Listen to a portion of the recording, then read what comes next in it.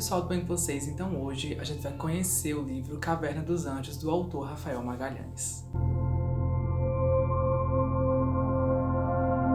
Então, pessoal, eu já conhecia a Caverna dos Anjos pelos meus amigos, que já tinha feito algumas resenhas no Instagram.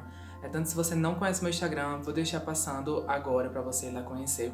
A gente vai conhecer o livro Caverna dos Anjos, do autor Rafael Magalhães, né? Que foi aí uma oportunidade de realmente conhecer esse mundo. Eu estava super na expectativa, eu não entendia mais ou menos o que esse livro quis passar, né? Por ser Caverna dos Anjos.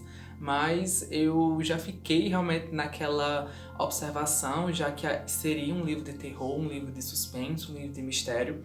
Então eu já entrei assim, realmente li sinopse, não li nada a mais, apenas o necessário para entender mais ou menos como é que era o universo do Rafael.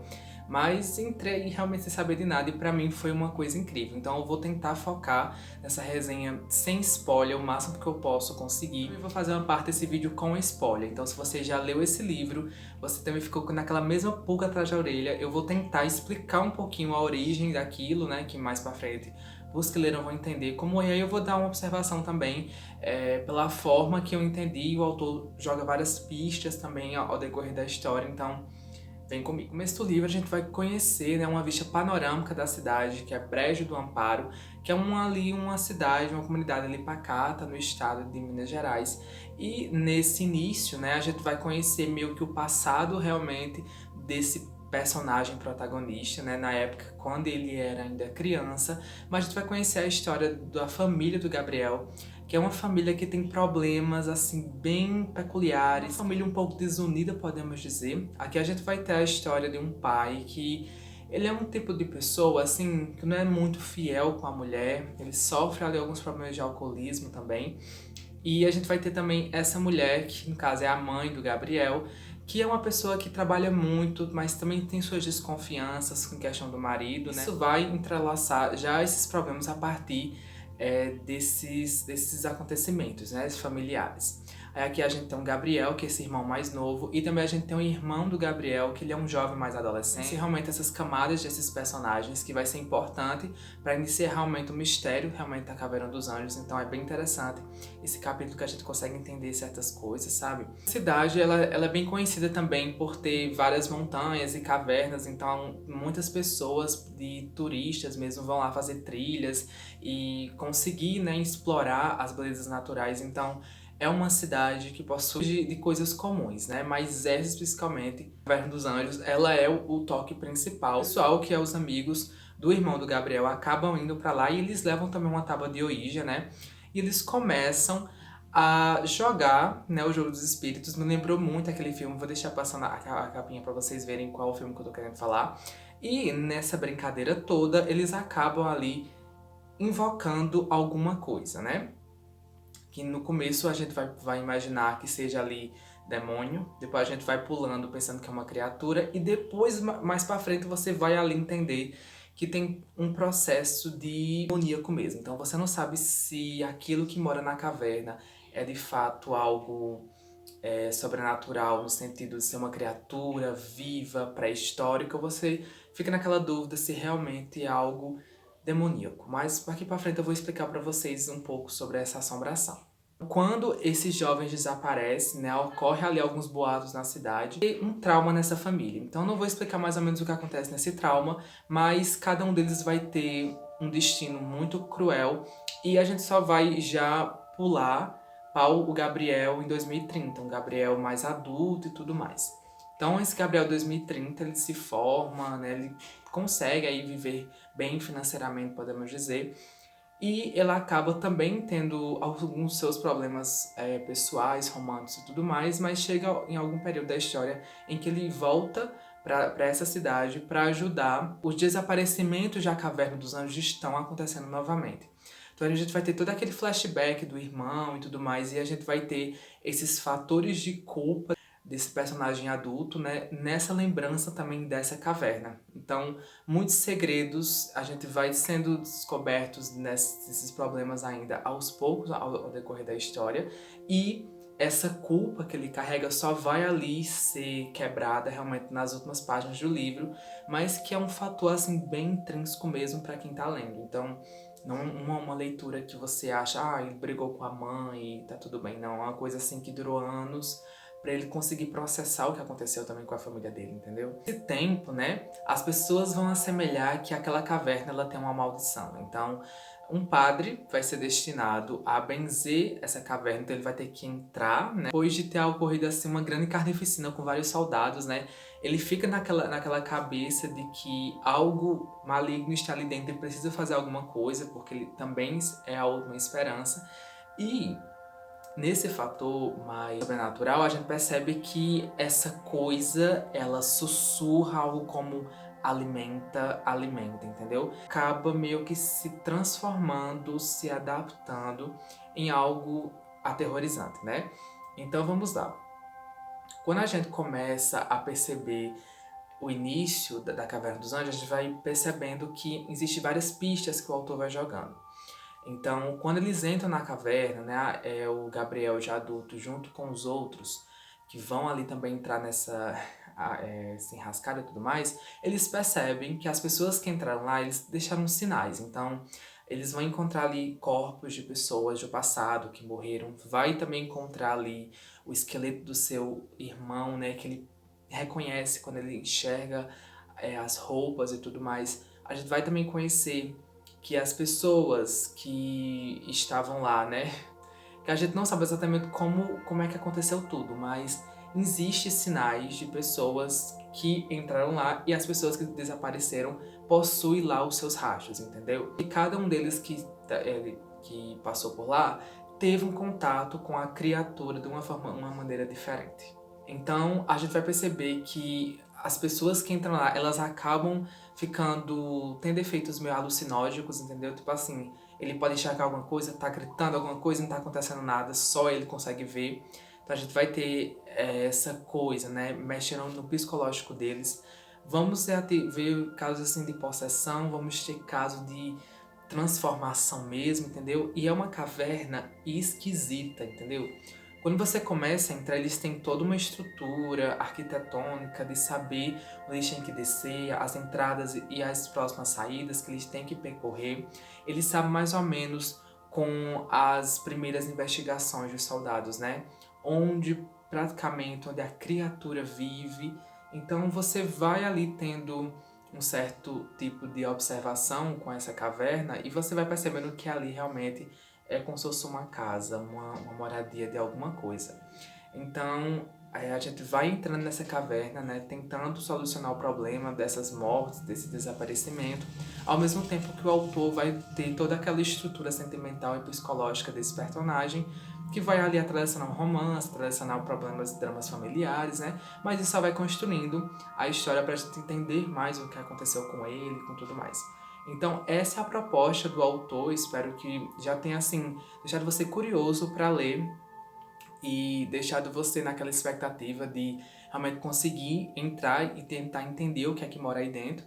Então, eu vou deixar no primeiro link da descrição o link de compra desse e-book. E eu quero que você realmente leia e a gente vá debater para entender o final desse livro. Então, o vídeo para você acaba por aqui. Muito obrigada por ter assistido. Se inscreve no canal, curta, compartilha para as pessoas que gostaram. E agora você vai passar o vídeo e vai embora ler o livro. E só fica agora as pessoas que já leram esse livro e também ficaram na dúvida sobre a origem, né, da coisa que mora lá na caverna. Então, pessoal, como vocês sabem, né, a gente tem o primeiro indício de que a criatura surgiu a partir da tábua Ouija, né? O autor, ele quer que a gente acredite nisso. Eu não sei se vai ter uma continuação a esse livro, mas acredito que não seja exatamente assim. Quando a gente encontra as esculturas dos anjos, na minha teoria é que existia pessoas, ou que existe pessoas, né, naquela cidade, no passado, que já havia descoberto essa caverna muito antes, né? A gente conhece várias histórias de cemitérios abandonados ou rituais que aconteciam em determinados locais. Então, aquelas esculturas dos anjos poderia sim ter resultado desses rituais, desses tipos de religiões que mexem muito com a força do ocultismo, sabe? Ouija. Isso explica o porquê dessa caverna ser um reduto de uma entidade maligna.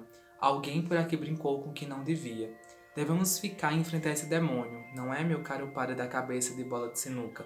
Você é o mais indicado para isso. O padre Nelson não respondeu, continuou olhando para o tabuleiro. Então a gente percebe que eles também teorizam que também seja um demônio acordado, mas não explica praticamente as esculturas dos anjos de lá. Também pode ser que aquele local, na época, no início da cidade, poderia ser um local realmente de oração, né? Tem que ter uma explicação. Ninguém coloca uma escultura, as esculturas são muitas, né? Dos anjos no final da caverna, entendeu? Tem que ter uma explicação para aquilo, o que significa aquilo de fato, entendeu? Então, ao mesmo tempo que você vai ter ali toda aquela parte da história em que, de uma certa forma, ela sente uma energia boa, né? Que é o capítulo Paraíso, ele consegue se conectar a uma coisa boa, ela também consegue se conectar a uma coisa ruim.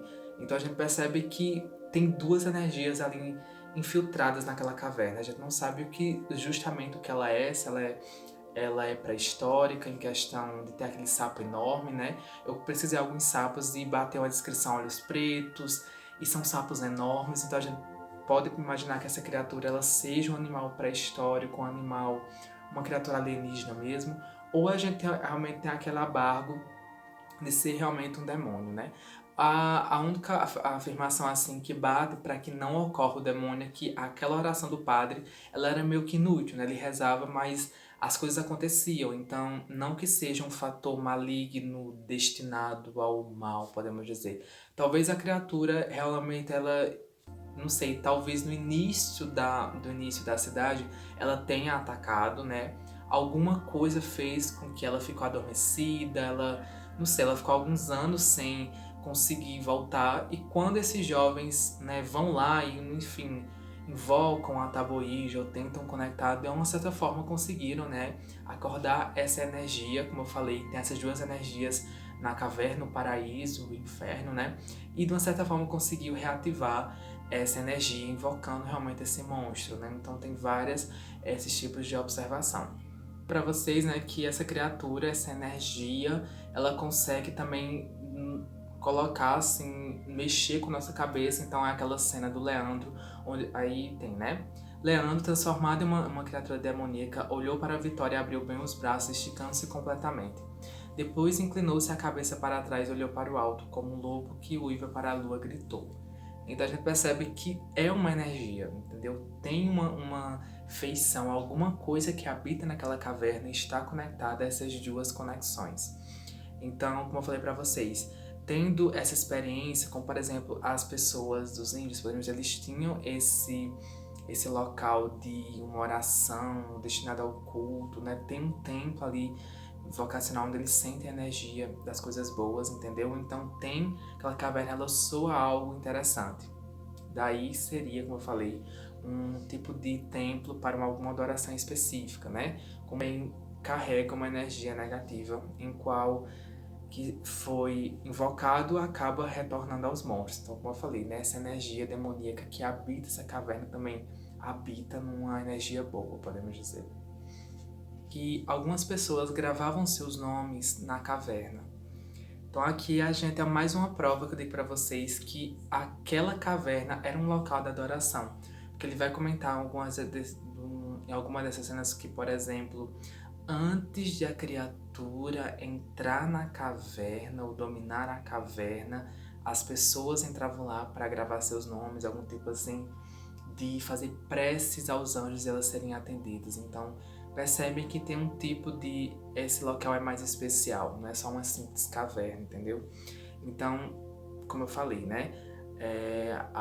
Essa primeira geração constitui aquela caverna que eles viram algo interessante e conseguiram contemplar essa origem de adoração aos anjos, mas ao mesmo tempo também você vai perceber essa energia maligna entrando, então não seja uma criatura, um alienígena, algo assim. É de fato um demônio, uma energia negativa que perambula e tem essa guerra entre o bem e o mal. E a gente vai percebendo que o mal ele vai se alimentando dessas pessoas que entram na caverna, e deve ser também ao fato de nunca mais, ou de uma certa forma, eles não terem mais ter ido, né?